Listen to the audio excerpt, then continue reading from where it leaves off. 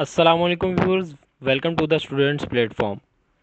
Viewer, आज हम पढ़ेंगे MTH 302 के लेसन में 35 को।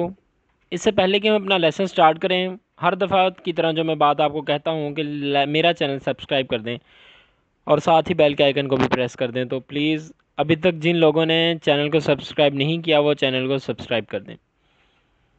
तो आपको लिए चलते हैं अपने लेसन की जानिब 35 की तरफ। कॉम्बिनेशंस एलिमेंट्री प्रोबेबिलिटी को हम पढ़ेंगे आज। हमने पिछले लेसन में पढ़ा था परमुटेशंस को। Permutations just opposite to the combination. Combination जो है परमुटेशन के ऑपोजिट है। परमुटेशन के अंदर हम एक ख़ास तरतीब रखते थे चीज़ों की, उस तरतीब के बगैर वो चीज़ जो है वो सही तस्वुर नहीं की जाती थी। लेकिन कॉम्बिनेशन के अंदर चीज़ों को तरतीब से नहीं रखा जाता। मैं बुक्स रीडिंग करने लगा हूँ ऑब्जेक्शन कॉम्बिनेशंस के अंदर। Arrangement of objects without caring for the order in which they are arranged are called combinations. Arrange करना है विदाउट ऑर्डर, उसको हम कॉम्बिनेशन कहेंगे। Number of n objects taken r at a time denoted by NCR।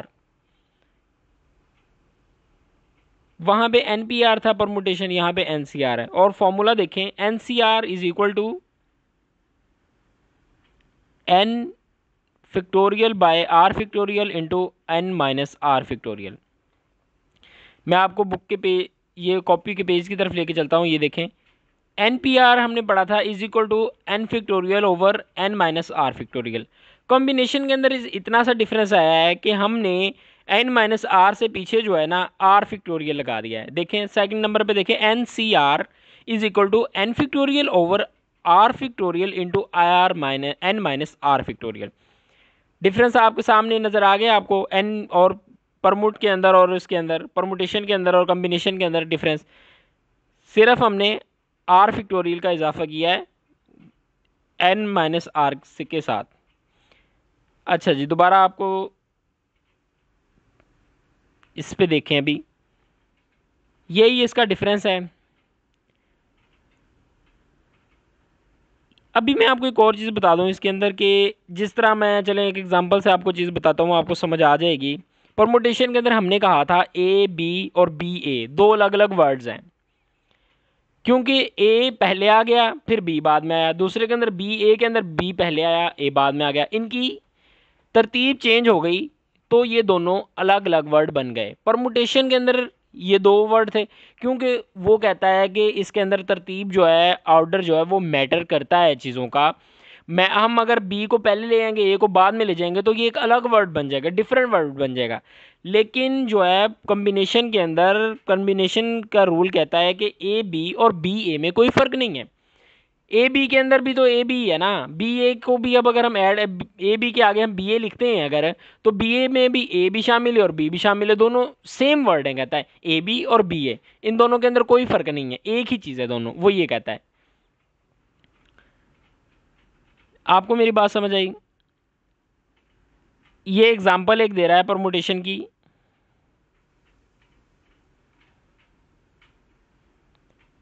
Example देखें ज़रा। हमने जैसे पहले कहा था n factorial over r factorial into n minus r factorial. Three combinations different object A B C are taken two at a time. n total number 3 है, n factorial over 2 factorial. 2 factorial जो selected number हैं, दो हैं, into n minus are मतलब 3 minus 2 factorial over. इसको निकाल के solve करके 3 आ जाता है। कैसे आया है ये आपको ज़्यादा अच्छे तरीके से पता है, क्योंकि आप लोग फैक्टोरियल को, आप लोगों को पता चल गया है कि फैक्टोरियल किस तरह सॉल्व करना है। अगर नहीं पता चला तो आप लेसन 33 के अंदर, 34 के अंदर फैक्टोरियल जो है आप लोग लें, ये लेक्चर लें और आपको इंशाल्लाह फैक्टोरियल का पता चल जाएगा कि फैक्टोरियल हमने किस तरह निकालना है।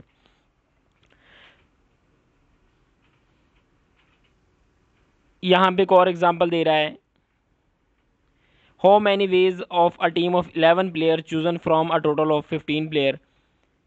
NCR लगाएंगे अगर यहाँ पे 15 n आ जाएगा, r आ जाएगा 11, 15/11 इंटू n माइनस r है तो 15 माइनस 11। इसको सॉल्व करेंगे हम, 15 में से 11 निकलेगा, 4 फैक्टोरियल बचेगा यहाँ पे। ऊपर जो है 15 फैक्टोरियल है तो हम 15.14.13.12.11 तक लिखेंगे क्योंकि नीचे 11 फैक्टोरियल है। 11 फैक्टोरियल से कैंसिल हो जाएगा। 4 फैक्टोरियल जो नीचे है उसको फिर हम दोबारा लिखेंगे 4.3.2.1। इनको आपस में मल्टीप्लाई करेंगे, डिवाइड करेंगे तो 1365 वेज आंसर आ जाएगा। एग्जाम्पल 4 के अंदर देखें क्या रहा है, 5 white balls and 4 black balls. How many ways can we select 3 white balls and 2 black balls? ये डबल आ गए, वाइट अलग है और ब्लैक अलग है, तो हम इनको क्या करेंगे, मल्टीप्लाई करेंगे। 5 फिर कम्बिनेशन हो 3 आ गया, 4 कोफिशिएंट 2 आ गया। कोफिशिएंट यहाँ पे हम इसको पढ़ेंगे, 5 को अलग निकालेंगे, 5 में से 3 बॉल्स हैं और 4 में से 2 बॉल्स हैं, मतलब वाइट में से वाइट निकालेंगे ना, और ब्लैक का ब्लैक के साथ करेंगे। 5 और 3 आ गया, 4 और 2 आ गया, इन दोनों को अलग अलग करके कम दोनों का अलग अलग फैक्टोरियल निकाल के फार्मूले के जरिए आपस में मल्टीप्लाई कर देंगे, 60 आंसर आ जाएगा। ये भी एग्जांपल जो है इसी तरह है, मैं पास करता हूँ, यहाँ पे देख लीजिएगा। रिजल्ट ऑफ सम कॉम्बिनेशंस, इसको देखते हैं। ये बाइनोमियल एक्सप्रेशंस को जाहिर कर रहा है, कह रहा है NCO is equal to NCN is equal to 1। ये आपके फॉर्मूला हैं जो कि आप लोगों को पेपर में आ सकते हैं। NCO किसके बराबर है और NCN किसके बराबर है, इसको आप जहन में रखिएगा, याद रखिएगा। वैसे तो सॉल्व करके भी निकाल सकते हैं, लेकिन टाइम सेविंग के लिए अगर आप टाइम की बचत चाहते हैं और चाहते हैं कि बस MCQs आए और टिक कर दें, जस्ट आपको फ़ौरन आंसर पता हो, तो याद रखें कि NC0 is equal to NCN है और ये 1 के बराबर होता है। एग्जाम्पल देखिए, 4C0 is equal to 4C 4 के बराबर होता है और 4 is equal to 1। NC1 is equal to NCN minus N is equal to N।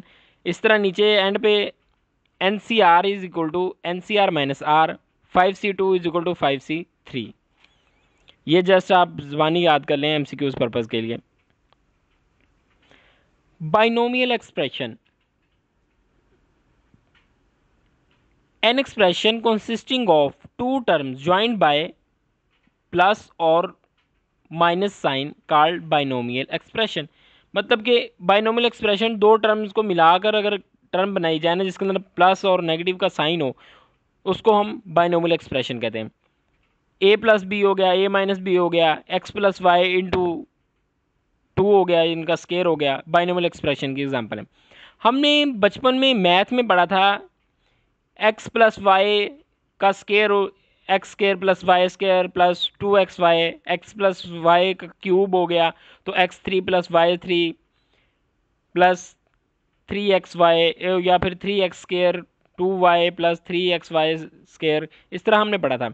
यहाँ पे भी हम इसी को देखेंगे और देखेंगे कि किस तरह ये एक्सप्रेशन जो हैं निकलती हैं, किस तरह हम इन एक्सप्रेशन को सॉल्व कर सकते हैं। इन सब एक्सप्रेशंस को हम बाइनोमियल एक्सप्रेशंस कहते हैं। अच्छा जी, बाइनोमियल एक्सपेंशंस को मैं आपको ना बुक से दिखाता हूँ, पेज से जो मैंने सॉल्व किया पेज के ऊपर। ये देखें, बाइनोमियल थ्योरम, सबसे नीचे वाली लाइन। ये बाइनोमियल थ्योरम क्या चीज़ है कि जनरलाइज कर लेते हैं हम मैथ के अंदर। एक यहाँ पे वैल्यूज़ पुट करने की बजाय हमने क्या किया है, वैल्यूज़ की जगह हमने n लिख लिया। नंबर कोई भी नंबर हो सकता है तो हमने यहाँ पे उनकी जगह n लिख लिया, जनरलाइज कर लिया ताकि समझने में आसानी हो। x प्लस वाई का स्केयर n ले लिया, ये 2 भी हो सकता है 3 भी हो सकता है, कोई भी है, 100 तक है। अगर 100 है तो हम उसको कैसे सॉल्व करेंगे, x प्लस वाई का स्केयर 2 या 3 4 5, चलो यहाँ तक तो इजी है, हम सॉल्व कर सकते हैं। लेकिन x प्लस वाई का स्केयर 100 आ जाता है अगर, तो हम उसको कैसे सॉल्व करेंगे। x plus y square n is equal to NC0, n combination 0x n plus NC1, 0 की जगह 1 आ गया।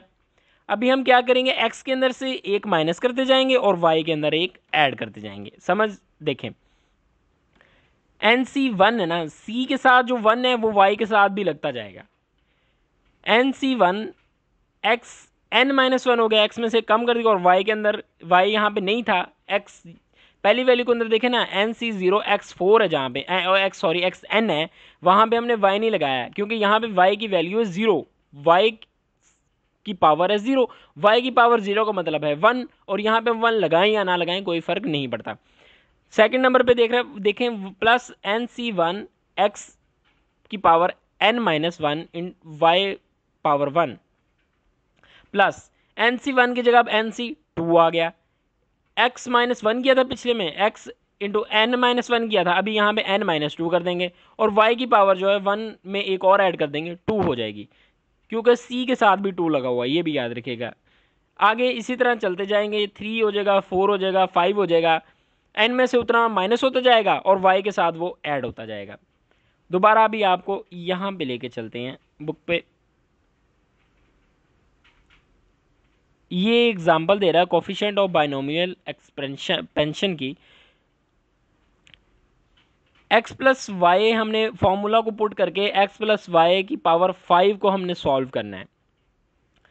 हमने अभी जहाँ पे 5 लगा हुआ है ना, वहाँ पे आपने n को कंसीडर करते जाएं एक दफ़ा ना, nc0 5 है तो यहाँ पे 5c0, x की पावर 5 है पहले, फिर और y की पावर 0 है। y की यहाँ देखें, x की पावर ये वाली मैं बात कर रहा हूँ, x की पावर 5 है ना, तो y की पावर क्या है, यहाँ पे 0 है। तो हम क्या कर रहे हैं, हम तो y की पावर 0 अगर लेते हैं तो यहाँ पे 1 आ जाएगा, इसलिए हम इसको स्किप कर रहे हैं, हम y की पावर लिखते ही नहीं है। प्लस 5c1 आ गया, 5 वो जो n पढ़ा था हमने, वो ये n की जगह पे 5 आया, वही 5c1 हो गया।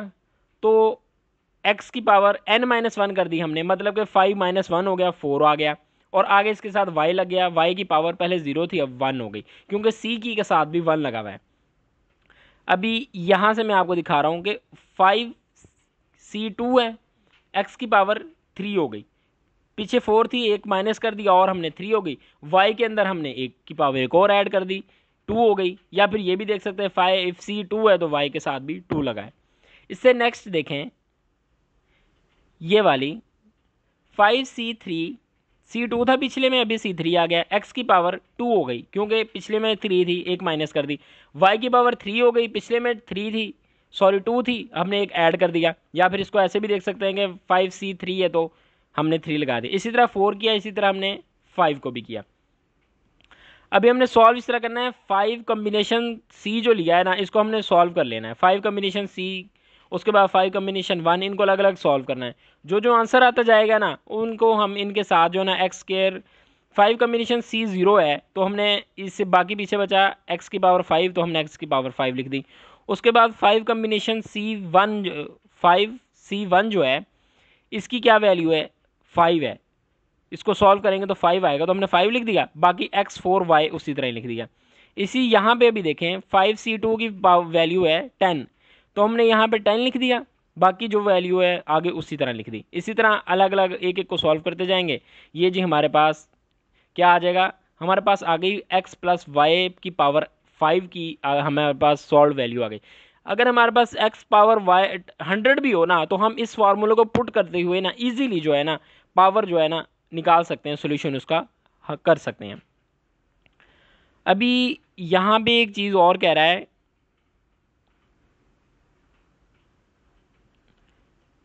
Calculation of binomial expansion coefficient की बात कर रहा है कि अगर हम हाफ तक एक इक्वेशन दी हुई है, मतलब हाफ तक या पहले 2 वर्ड इक्वेशन के दिए हुए हैं हमें, और कहा जाता है कि नेक्स्ट कोफिशिएंट जो है फाइंड करें, तो इसका फार्मूला क्या है, इसका फार्मूला है coefficient of any term is equal to coefficient of previous term multiplied by coefficient of power of x from previous term and number of that term. दोबारा मैं आपको बताता हूँ, हमें आधी पावर दी गई है, आधी इक्वेशन दी गई है, कहा गया है तक 2 कोफिशिएंट्स दिए हुए हैं, तीसरे कोफिशिएंट कह रहा मेजर करें, वो कैसे पता चलेगा हमें, हमने क्या करना है फार्मूला पुट करना है कि कोफिशिएंट उससे जो पिछली है, जो हमें पावर दी हुई है, जहाँ तक दी हुई है कोफिशिएंट की, उसकी पावर उसको मल्टीप्लाई करना है एक्स के ऊपर जो उसके साथ पावर है उसके साथ, और डिवाइड कर देना है नंबर, जिस नंबर पे वो कोफिशिएंट है।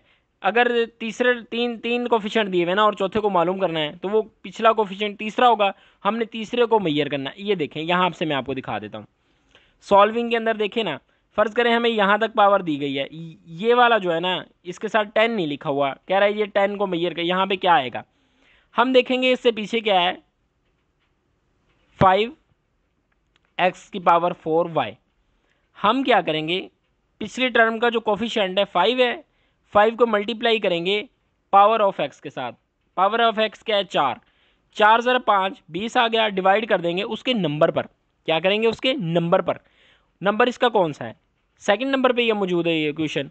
सेकंड नंबर 2 है, 2 से डिवाइड करेंगे हमारे पास 2/20 20/2 10 आ जाएगा। ये देखिए इसके साथ 10 लगा हुआ है।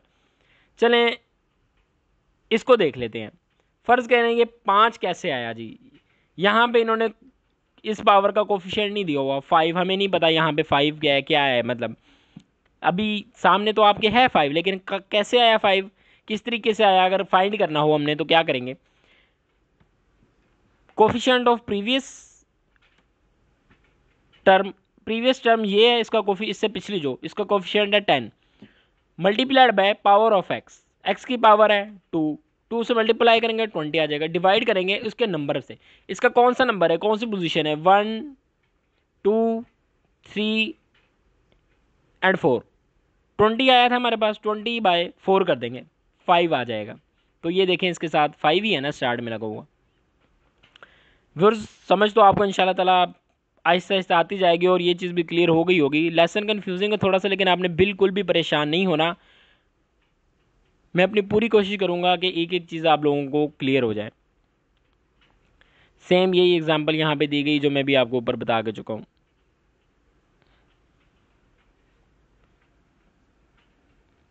आगे जी हम देखेंगे प्रोबेबिलिटी को। प्रोबेबिलिटी क्या है, किसी काम के होने का कितना चांस है उसको उसकी प्रोबेबिलिटी कहते हैं।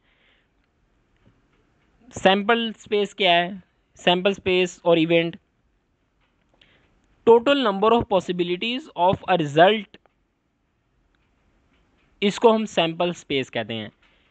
एक रिजल्ट है उसकी टोटल पॉसिबिलिटीज़ क्या हैं। जिस तरह एक सिक्का है ना जो उसको फेंकते हैं ना तो उसकी पॉसिबिलिटीज़ दो हैं, या तो दोनों दो रुख है ना उसके, हेड और टेल। हेड और टेल में से दोनों में से एक आएगा ना, हेड आएगा या टेल आएगा, मतलब दो हैं। तो सैंपल ऑफ स्पेस उसकी क्या है, दो।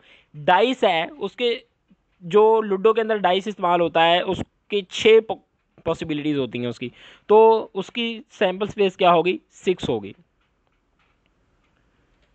इसके अंदर एक और टर्म यूज़ हो रही है म्यूचुअली एक्सक्लूसिव इवेंट्स। ऐसे इवेंट जो कि एक टाइम पर इकट्ठे अकर नहीं हो सकते, इनको म्यूचुअली एक्सक्लूसिव इवेंट कहते हैं। जैसे कि हेड और टेल, सिक्के के हेड और टेल ये दोनों एक दूसरे के म्यूचुअली एक्सक्लूसिव हैं, यानी कि एट अ टाइम हेड या टेल जो है वो एट अ टाइम नहीं आ सकते, या तो एक टाइम में हेड आएगा ऊपर या फिर टेल आएगा। तो ये क्या हुए, एक दूसरे को एक्सक्लूसिव हुए। अगर इन इवेंट्स का यूनियन लें तो टोटल पॉसिबल चांस बन जाते हैं, जिसे सैंपल स्पेस कहते हैं। मतलब कि टोटली इवेंट कितने हो गए हैं, दो है ना, एक साइड है और दूसरी साइड है, एक एक +2 हो गए, 2 उसकी सैंपल स्पेस है। सैंपल स्पेस हमने कहा था पॉसिबल चांसेस जो हैं। एक्सक्लूसिव एग्जॉस्टिव इवेंट्स क्या हैं, एग्जॉस्टिव इवेंट्स को एक बार देख लेते हैं कि आगे आएगा ये, लेकिन एक दफ़ा मैं आपको इसको डिफाइन कर दूं कि सिक्के की दो साइड हेड और टेल, इसके अलावा कोई तीसरा ऑप्शन नहीं है, तो ये दोनों साइड जो हैं ये एग्जॉस्टिव इवेंट्स हैं।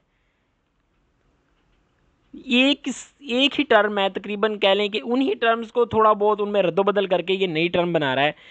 एग्जॉस्टिव इवेंट क्या है, हेड और टेल ये दोनों एग्जॉस्टिव इवेंट है, मतलब कि इनके अलावा कोई तीसरा टर्म जो है, तीसरी पॉसिबिलिटी जो है नहीं है। या तो सिक्के की एक साइड आएगी या फिर दूसरी साइड आएगी, तीसरी साइड कोई नहीं है सिक्के की। तो ये दो साइडें हो गई, दोनों जो इसकी पॉसिबिलिटीज़ हो गई, ये एग्जॉस्टिव इवेंट्स कहलाती हैं। फॉर एनी इवेंट कह रहा है एग्जॉस्टिव इवेंट जो है ना, ए जो है प्रोबेबिलिटी वो हमेशा 0 से कम और 0 से बड़ी और 1 से कम होती है। या तो 0 के बराबर होगी, उससे कम होगी, या 1 से के बराबर होगी या एक से छोटी होगी, मतलब एक से ज़्यादा नहीं बढ़ सकती वो। हमने एक ही लिया है, एक को ही हम डिवाइड करेंगे, मतलब पॉइंट्स के अंदर ले लेते हैं। एक से छोटे जो वैल्यूज़ है ना, 0.1, 0.2, 0.3, 0.6, कैसे ये हम देखते हैं एग्जाम्पल से। Probability example 1, how can we make assessment of chances? Look at a simple example. A worker out of 600 gets a prize by lottery. 600 prize हैं टोटल ना, 600 चांसेस हैं, उनमें से एक वर्कर जो है वो लॉटरी लेता है, तो कितने चांसेस हुए उसको जीतने के? एक। 1/600 हुआ ना, टोटल 600 चिट्टे निकाली जाएंगी, पर्चियां निकाली जाएंगी 600 बंदों के नाम में से। एक बंदे का नाम निकल, वो उसका अपना चांस जो है उसका क्या हुआ, वो सिंगल हुआ। कैसे कि 1/600, क्योंकि उसने तो अपना एक इंडिविजुअल ने हिस्सा डाला ना, 600 में से एक वो बंदा है, तो 1/600 होगा ना। एक्सक्यूज मी, थोड़ा पानी पी लूँ व्यूअर, बस हो जाती है यकीन मैंने लेक्चर बनाते बनाते। तो आप लोगों, मेरा मेन मकसद यही है कि आप लोगों को ना यह एक चीज़ क्लियर हो जाए इंशाल्लाह ताला, एग्ज़ाम्स के अंदर आप लोगों के मार्क्स जो है ना अच्छे हैं। आप लोग ये ना कहें कि हमें कोई अच्छा मैथ पढ़ाने वाला या फिर वीयू के अंदर बाकी जितने भी सब्जेक्ट्स हैं जिनके मैं लेक्चर बना रहा हूँ, आप लोग बंदा ये ना बंदे के जहन में आए कि यार मुझे तो कोई अच्छी चीज़ ही नहीं मिली, कोई अच्छी स्कोप, कोई अच्छा प्लेटफॉर्म ही नहीं मिला जहाँ पे मैं लेक्चर सुनता और मुझे समझ आती। तो मेरा मकसद ये है कि आप लोगों को अच्छी से अच्छी फैसिलिटी प्रोवाइड करना है इस चीज़ की कि आप लोगों को एक एक चीज़ क्लियर हो, आप लोगों को कोई मसला ना है एग्ज़ाम्स के दौरान आपको। तो ज़ाहिर बात है फिर बंदा का गला तो बैठना ही है, फिर इतनी मुसलसल बंदा कंटिन्यूली लेक्चर बनाता है, एग्ज़ाम्स आप लोगों के नज़दीक हैं, तो मेरी कोशिश है कि जल्द से जल्द जो है ना मैथ को भी इंशाल्लाह ताला कंप्लीट कर ही दूँ। तो बढ़ते हैं अपने लेसन की जानिब। एग्ज़ाम्पल को हम देख रहे थे, मैं दोबारा एक दफ़ा रिपीट करता हूँ कि एक वर्कर है जिसके अ वर्कर आउट ऑफ 600, 600 में से वो एक प्राइज़ लेता है, अपना प्राइज़ की लॉटरी है, तो 600 बंदों ने वो ख़रीदी है, मतलब 600 में से एक वो बंदा भी है, तो उसके चांसेस कितने हुए? 600 में से एक हुआ, मतलब 1/600 हुआ। ये एक जनरल सी एग्जांपल है, इसकी आगे इसी तरह की मज़ीद एग्जांपल्स आएंगी, उनको हम देखते हैं।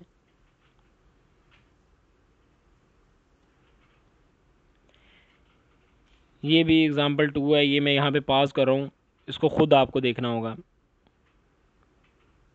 अच्छा जी, और रूल एंड रूल का मैं आपको बता दूँ। और रूल क्या है और एंड रूल क्या है? और जब दो हम पढ़ते हैं ना इवेंट्स के बारे में जिक्र करते हैं, हम कहते हैं ए एंड बी। जब एंड का वर्ड बीच में आ जाए ना, उसका मतलब है कि हमने मल्टीप्लाई करना है। और का वर्ड आ जाए तो इसका मतलब है हमने ऐड करना है, प्लस करना है। समझ आ गई आपको मेरी बात की? बस इतना ही याद रखिएगा। अगर और निकालना है, और का वर्ड बीच में आता है कि 5 और 6, इसका मतलब है 5+6। अगर 5 and 6 कहते हैं तो इसका मतलब है 5 मल्टीप्लाइड बाय 6। और का मतलब यहाँ पे प्लस होगा, ऐड का मतलब यहाँ पे मल्टीप्लाई होगा, इसको ज़हन में रखिएगा। और रूल के अंदर देखें कि कह रहा है कि consider two events A and B, what is the probability of either A और बी हैपनिंग। और आ गया, यहाँ पे हम प्लस करेंगे। What is the probability of a and b happening, and आ गया, यहाँ पे हम मल्टीप्लाई करेंगे। नंबर ऑफ पॉसिबिलिटीज़ क्या है? प्रोबेबिलिटी ऑफ ए और b happening is equal to number of ways a और b can happen over total number of possibilities. Number of ways A can happen plus number of ways B can happen divided by total number of possibilities. A और b जो है ना, इसको हम इसने अलग अलग कर लिया। और का मैंने कहा था आपको मतलब प्लस है, तो इसने number of ways A plus number of बीज हैपन बी, इनको अलग अलग करके टोटल नंबर ऑफ पे डिवाइड कर दिया। और यहाँ से मैं दोबारा आगे पढ़ रहा हूँ, मतलब उसके बाद इसने क्या किया कि इसने कहा ऐसे भी पॉसिबल हो सकता है number of A ways A can happen by over total of number of possibilities plus number of ways B can happen over total number of possibilities. इसको हम ये भी कह सकते हैं probability of A happening plus probability of B happening. Probability of A happening जो होता है किसके बराबर होता है, number of A ways can happen और टोटल नंबर ऑफ वेज। जिस तरह कहा कि चांस 600 में से एक है, तो नंबर ऑफ वेज ए कितने हैं, 1 है, जो है हो सकते हैं टोटल 600 है, तो 1 बटा हमने 600 किया। ये चीज़ यहाँ पे बता रहा है। और रूल जो है वही सेम मैंने आपको बताया कि और का मतलब प्लस है और एंड का मतलब मल्टीप्लाई है। और रूल एग्जाम्पल ये देखें ज़रा, यहाँ पे एग्जाम्पल देख लें इसकी। If dice is throne at the chance of getting an even number. Dice को इस तरीके से फेंका जाता है कि हमें इवन नंबर हासिल हो, मतलब इवन नंबर 2 है, 4 है, 6 है, 3 चांस हो गए, मतलब 3 चांसेस हैं। इवन नंबर 3 दफ़ा आ सकता है ना, तो अ नंबर डिविजिबल बाय 3, और एक नंबर जो कि 3 पे डिवाइड हो सकता है, 3 भी 3 पे डिवाइड हो सकता है और 6 भी 3 पे डिवाइड हो सकता है। 2 ये हो गए। 3 जो even number possibilities, even number की 3 पॉसिबिलिटीज़ हैं, और वो वर्ड जो 3 से डिवाइड हो सकता है उनकी पॉसिबिलिटीज़ जो हैं 2। हम पहले इवन देख लेते हैं। प्रोबेबिलिटी इवन की क्या है, 3 है, टोटल 6 हैं, 3/6 हो गया। अभी डिविजिबल बाय 3 जो है 3 पर कितने डिवाइड हो सकते हैं, 2 पॉसिबिलिटीज़ हैं, 2 बाय टोटल पॉसिबिलिटीज़ कितनी है, 6 हैं नंबर, तो 2/6 हो गया। हम यहाँ पे कह रहे हैं और का वर्ड यूज़ है ना, इवन नंबर, और मतलब यहाँ पे प्लस होगा, 3/6 प्लस 2/6 5/6 हो गया। Number 6 is not mutually exclusive. 3/6 plus 3/6 2 दफ़ा 6 इस्तेमाल हो रहा है। वो कह रहा है यहाँ पे 2 टाइम 6 नहीं आ सकता, ऐसा नहीं हो सकता, पॉसिबल नहीं है कि यहाँ पे 2 टाइम 6 है। 6 की प्रोबेबिलिटी 1 एक दफ़ा ही है, 6 हम जो है एक दफ़ा ही ले सकते हैं। हम क्या करेंगे, जो सेकंड 6 है ना, 5/6 के अंदर 2 6 हैं, हम एक 6 को माइनस कर देंगे, 1/6 माइनस कर देंगे, तो 4/6 हमारा आंसर आ जाएगा। एक और एग्जांपल बता रहा है कि फैक्ट्री के अंदर 40% वर्क फोर्स वुमेन की है, 25% लेडीज़ मैनेजमेंट के अंदर हैं, और जो है 30% मेल्स की हैं। 40 वर्कर्स, 40%, 25% जो है मैनेजमेंट, और 30% मेल्स हैं। 25% हम इसको 100 से डिवाइड करेंगे, 0.25 आ जाएगा, 30 को 0.3 आ जाएगा, ठीक है। ये देखें, women and management grade, women's और ग्रेड, मैनेजमेंट ग्रेड की जो वुमेन्स है, टोटल वुमेन्स को हम निकालेंगे ना। वर्कर वुमेन्स जो है मैनेजमेंट ग्रेड की क्या थी, पी वुमेन, और का वर्ड, एंड का वर्ड है ना यहाँ पे, एंड मतलब के मल्टीप्लाई, मैनेजमेंट मल्टीप्लाई हम करेंगे 0.4 मैनेजमेंट की थी, 40%, तो 0.4 आ गया, उसका 100 से डिवाइड करेंगे, और 0.25 आ गया। इन दोनों को 0.4 और 0.25 को हम मल्टीप्लाई करेंगे तो 0.1 आ जाएगा। 0.1 को 100 से मल्टीप्लाई करेंगे परसेंटेज के लिए, तो 10% आएगा। मतलब टोटल वुमेन्स की परसेंटेज कितनी निकली, 10%। यहाँ पे वुमेन्स की परसेंटेज को ही वो कह रहा है निकालना। मेंस की तो ऑलरेडी 30% है, उसने बताया हुआ है। उसने कहा था कि वुमेन्स 2 तबके के अंदर काम करी हैं, 2 कैटेगरीज के अंदर काम करी हैं। एक वो जो वर्कर्स हैं 30%, और 25% जो कि मैनेजमेंट के अंदर है। 30 और 25 को हमने टोटल देख लिया कि मर्दों के मुकाबले में टोटल कितनी है, 100 में से वो 10% बनती हैं टोटल।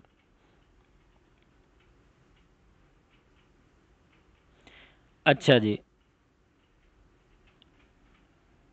ये तो मेरे ख्याल आप लोगों को समझ आ गई होगी। एग्जॉस्टिव इवेंट्स क्या चीज़ है, एग्जॉस्टिव इवेंट्स को हम पहले देख लेते हैं। A happens or a does not happen then A and B are exhaustive events। मैंने आपको पहले भी बताया था exhaustive events का शुरू में कि एक डाइस, पहले हम कॉइन को देख लें। कॉइन की 2 पोजीशन है ना, हेड और टेल, इसके अलावा कोई तीसरी पोजीशन नहीं है। दोनों में से एक पोजीशन जो होगी वो अकर होगी, एक साइड सामने आएगी सिक्के की और एक साइड सामने नहीं आएगी।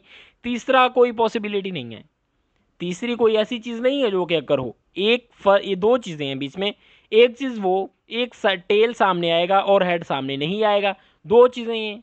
तीसरा कुछ नहीं है इसके अंदर, या फिर कोई साइड उसकी सामने आएगी या कुछ और होगा, ऐसा कोई पॉसिबिलिटी नहीं है। ये एक दूसरे के म्यूचुअली एग्जॉस्टिव इवेंट्स कहलाते हैं, एग्जॉस्टिव इवेंट्स कहलाते हैं। और ये जो हैं एक के बराबर होते हैं। ये इक्वेशन लिखे ना, p a plus p b plus c, ये प्रोबेबिलिटी हैं। एक चीज़ की तीन प्रोबेबिलिटीज़ हैं, ये सब एक के बराबर होंगी। लेस देन एक, अगर सिंगल को देखा जाए तो लेस देन वन होगा। सिक्के की दो प्रोबेबिलिटीज़ है ना, ये एक के बराबर होंगी। मतलब 0.5 एक चांस है, एक 0.5 जो है एक के पास चांस है, 0.5 प्लस 0.5 1 बनेगा। मतलब ये कि जितनी भी प्रोबेबिलिटीज़ हैं उनको हम अगर जमा करते हैं तो वो हमेशा एक के बराबर होगी। एक से बड़ी नहीं हो सकती, एक से ज़्यादा नहीं हो सकती। हमने एक को एज अ 100% कंसिडर किया है यहाँ पे। तो व्यूअर्स, लेसन 35 की मैं उम्मीद करता हूँ कि आपको समझ आ गई होगी। फिर भी कोई कन्फ्यूजन रह गई हो तो आप लोग कमेंट बॉक्स में कमेंट कर सकते हैं। आप लोग मुझे मेल भी कर सकते हैं। मैं अपना ईमेल एड्रेस भी मैंने यहाँ पे दिया हुआ है डिस्क्रिप्शन में। तो मिलते हैं नेक्स्ट लेसन में। टिल देन टेक केयर, अल्लाह हाफिज़।